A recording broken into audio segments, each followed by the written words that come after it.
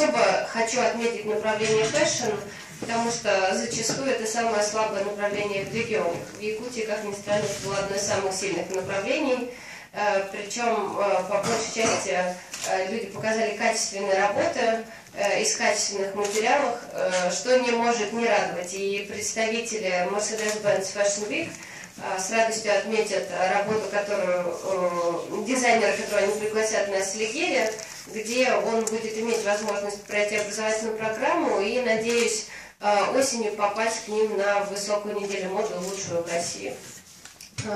Поэтому уровень у участников был достаточно высокий не только по этому направлению, по направлению вязальное искусство. Все эксперты очень довольны, все благодарны как за теплый прием, так и за организацию данного мероприятия. Поэтому приглашаю вас всех сегодня на гала-концерт, где вы увидите лучших участников и сможете сами воочию ознакомиться с талантливой молодежью города Якутска. Спасибо.